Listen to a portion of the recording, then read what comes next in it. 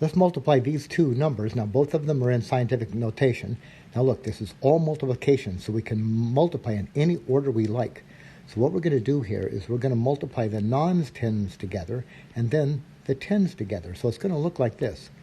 2 times 2 times 10 to the 6th times 10 to the 7th.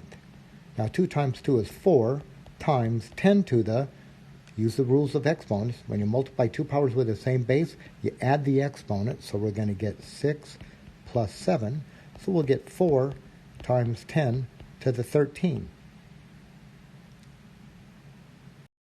Number 12, we're going to multiply these two numbers together. It's all multiplication, so I'm going to multiply the non-tens together and then the tens together. So the non-tens are going to give us 5 times 7 times 10 to the 5th times 10 to the 6th. 5 times 7, that's 35, times 10 to the, now we're multiplying, right? So we add the exponent, so I'm just going to do it. 5 plus 6 is 11. But now, here's what we have. This is not quite in scientific notation, because what we're looking at is this. Really, we're looking at 35 point, right? The decimal is really right there, times 10 to the 11th. So what we need, though, is the decimal point needs to be right here, because we always want one non-zero digit to the left of the decimal. So we need to move this. So we need to move that decimal to that position. Now think about how we got it here. If we converted this number from standard form to this form right here, we must have moved that decimal point to the left, right? This is positive. So we moved that decimal to the left 11 places, and we ended up right here. So we moved it to the left 11. We ended up here. We didn't go far enough. Go one more.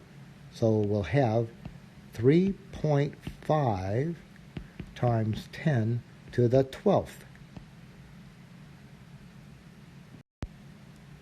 Number 12, we've got a small number, right? I know it's small because I got a negative exponent, and a big number, positive exponent.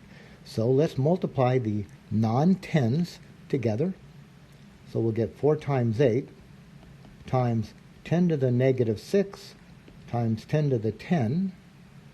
4 times 8, there's a 32, times 10 to the, now we'll get negative 6 plus 10, right? We're multiplying two powers with the same base, so we're going to add the exponents. So now, where are we? We're at 32 times 10 to the 4th. But now, this decimal point is in the wrong position, right? When you look at this number here, there is a decimal point. It's implied. And that decimal point is really right here. It's going to be 32 point, that's really where it is, times 10 to the 4th.